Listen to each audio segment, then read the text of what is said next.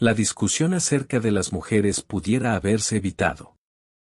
Principalmente estaba el calor, agobiante, y el viaje en autobús desde Barran-Base, con transbordo en Brisbane, para llegar a Cairns, fue más que agotador. Bruno recordaba la última conversación mantenida con el dueño de la taberna, un tal Joshua, de quien nunca supo su apellido ni origen, y que mantenía que a las mujeres había que tenerlas a rienda corta. La prueba más palpable se resumía en Lisa, su esposa, una inglesa nacida en Manchester cuyo apagado temperamento la obligaba a buscar refugio detrás de los cortinados cuando escuchaba que dos hombres hablaban en alta voz. Pero lo que Bruno sospechaba era que Joshua mantenía un carácter hosco y levemente agresivo debido a que nunca había podido tener hijos. Una noche sin luna confesó, mediante una botella de brandy, que sí había tenido uno, pero con otra mujer, que anteriormente había trabajado en la taberna, como camarera, pero que cuando se enteró que estaba embarazada la despidió. Se hizo cargo de todos los gastos de ella, mensualmente depositándole una suma en el banco, para su mantenimiento y el de su hijo, al que nunca reconoció. Detrás del cristal de la botella a medio vaciar, Bruno lo observaba, descubriendo que, en su mirada humedecida por el alcohol, se atesoraba la realidad de la culpa. Habían sido apenas 6 días que compartiera con ellos, y ya supiera tanto como si fueran años que se conocieran. Promediando la tercera noche llegó un visitante. Un hombre alto, de barba blanca, llevando puesta una gorra de lana.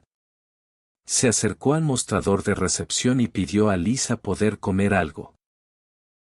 Se sentó en una mesa próxima a la de Bruno, y en ningún momento, en la espera de su comida, apartó su vista de la de él.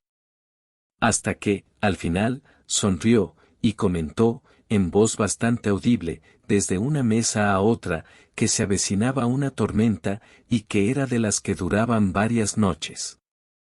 Bruno no tuvo más opción que acercarse y compartir la mesa, luego de una serie de señas, hechas con su mano, para que se sentara y lo acompañara.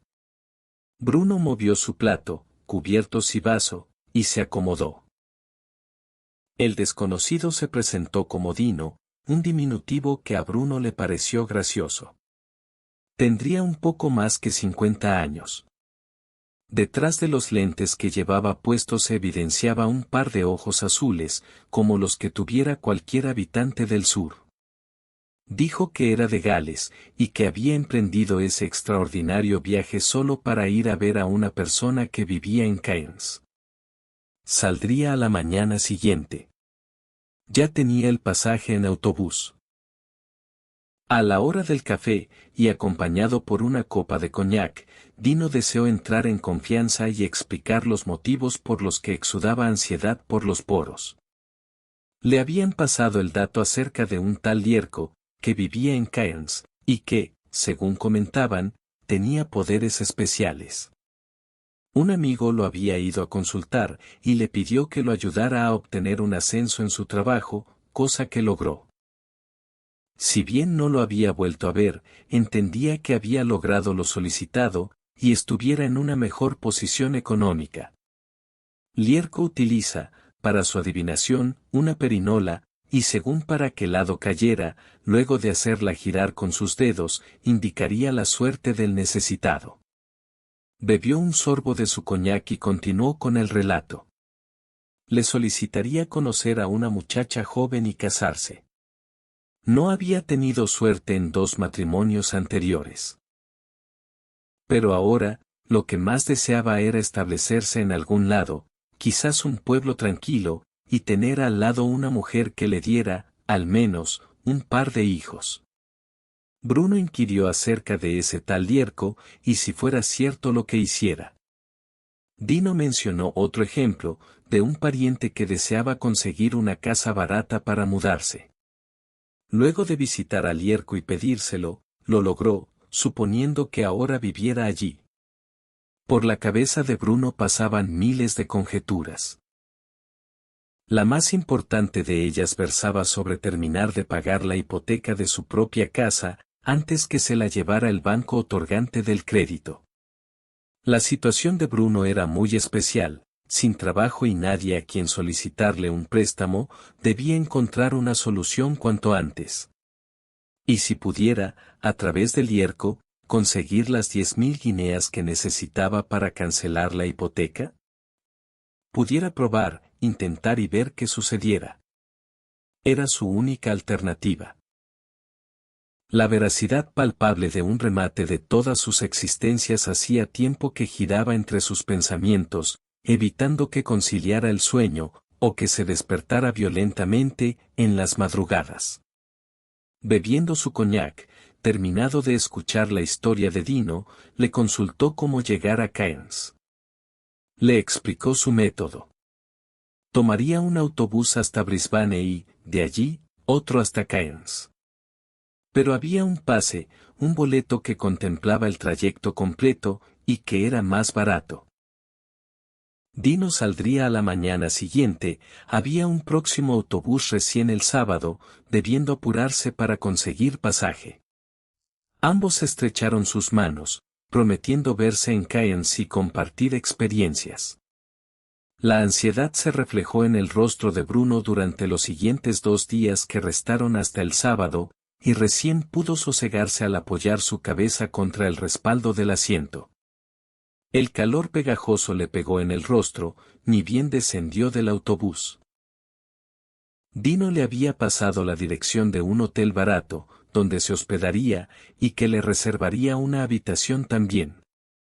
Apenas arribado, se sorprendió al encontrarse con Dino en el lobby, y se aproximaba del brazo de una mujer más joven que él. La presentó como Sofía, su flamante esposa. Habían contraído nupcias luego de conocerse allí mismo, en el hotel, hacía un par de días. Sofía era muy atractiva, y con certeza lo colmaría de placer. Un verdadero milagro. La despidió con un beso, y cuando ambos hombres quedaron a solas, comentó que era lo que le había pedido al Lierco. Dino ya había pasado el medio siglo de vida, deseando tener a una compañera con quien disfrutar lo que le quedara de existencia. Bruno calificó de increíble lo sucedido. Pero había un detalle en todo esto. La perinola del Lierco había caído del lado de Pon 1, y, de seguro, Dino debía corresponder con algo, no sabía bien con qué. Lierco le había afirmado que se enteraría en unos días. La compensación debía ser hecha, so pena de perder lo deseado de inmediato. Conocer este requisito logró ensombrecer el rostro de Bruno. Dino le palmeó la espalda, instándole a que lo fuera a visitar y hablara con él. Paraba siempre en un bar sobre la explanada. Bien valía la pena. Ciudad costera, Cairns se caracterizaba por nunca ponerse de acuerdo entre yanquis, ingleses y australianos en cómo pronunciar su nombre. El bar 47 quedaba sobre la avenida. Un local de frente amplio, con ventanales por donde entraba el sol y se perdía a medida que uno se dirigiera hacia el interior.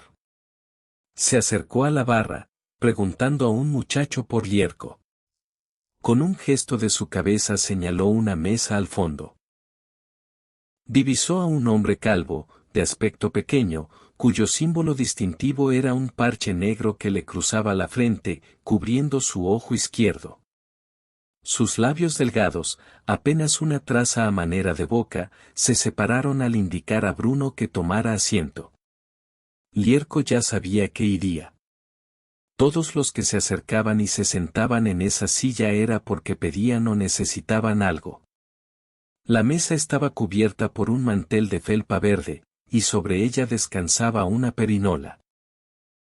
Bruno se presentó, intentando excusarse por el hecho de haber ido a verlo, o que le había pasado el dato una persona conocida, o fuera a saber qué cosa, pero Lierco no lo dejó proseguir. Con un gesto de su mano frenó la frase. Tomó la perinola, preguntando qué era lo que necesitaba. Bruno explicó el problema de estar a punto de perder su casa por no poder cancelar la hipoteca del banco. Estimó que le hicieran falta unas 10.000 guineas. Con eso estaría tranquilo. Lierco advirtió que lo que saliera luego de hacer girar el trompo sería lo que le tocara en suerte. A veces daba resultado. En ese caso, pudiera considerarse un milagro. Justamente esa palabra, milagro, había sido pronunciada por Dino, al referirse al haber podido encontrar a la mujer que se convirtiera en su esposa. Bruno decidió jugarse, que saliera lo que le tocara en suerte.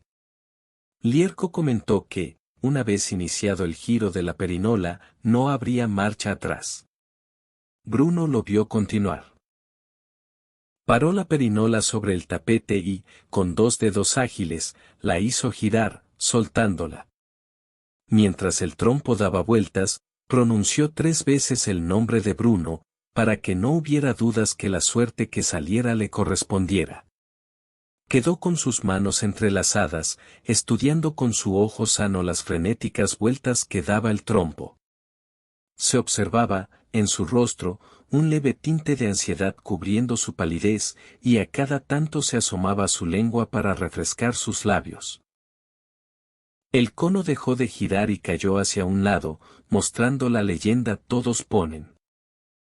El rostro del Lierco se alteró, ensombreciéndose de manera que atemorizó a Bruno. En alta voz, y de manera enérgica, exclamó que no podía ser. Que nunca le había sucedido. Que ese rótulo nunca había salido y que sería lo que le deparara en suerte. Bruno hizo lo posible por calmarlo, pero su excitación fue más fuerte a cada segundo.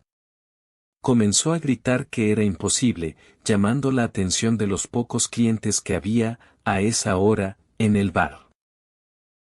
Se levantó de la mesa, corriendo por el salón con los brazos en alto, aullando improperios y esbotos varios. En ese estado de alteración salió a la calle, en un intento de cruzar la explanada. Bruno lo siguió, y fue testigo del auto que lo levantó por los aires. Cayó golpeando su cabeza contra el asfalto. Un grupo de curiosos más 2 agentes de la policía rodearon su cuerpo. Bruno no deseó involucrarse. Regresó al bar. En la mesa, había quedado la perinola. La tomó, guardándola en el bolsillo de su pantalón. Afuera, el caos era casi total. El tránsito estaba detenido y se escuchaba, a lo lejos, la presencia de una ambulancia. Camino de regreso al hotel, las imágenes de todo lo vivido con Lierco rondaron por su cabeza. ¿Cómo había sido posible que, mediante un simple trompo, hubiese reaccionado de esa manera? ¿Hasta dónde llegaría el alcance de su influencia? Quizás nunca lo supiera.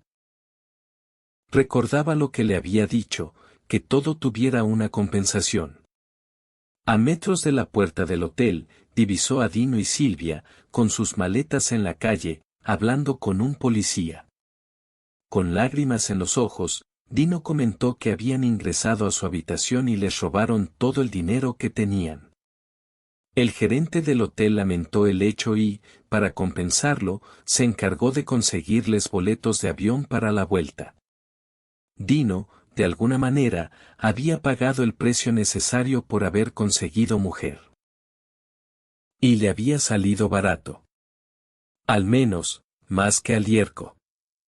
A Bruno, la sensación de estar en espera de lo que le pudiera suceder no lo abandonó ni siquiera al llegar a su casa. Había una carta en el buzón. Era una nota del banco, avisándole que su hipoteca había sido cancelada. El gozo por la noticia recién pudo encenderse en su corazón cuando verificó, en su celular, su cuenta bancaria. Allí figuraba una transferencia de 10.000 guineas, hecha por un ente anónimo, y el mismo día el débito por el banco, anulando la hipoteca. Destapó una botella de vino, brindando por el mismo. Sacó del bolsillo de su pantalón la perinola, haciéndola girar sobre la mesa. Y cuántas veces lo hiciera, al caer mostraba siempre el mismo lado, todos ponen.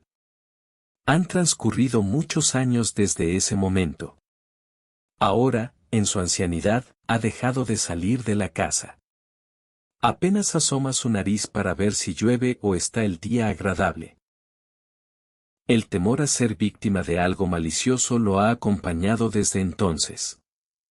Y todos los días, para entretenerse, hace girar su perinola. Pero siempre cae del mismo lado. Un verdadero milagro.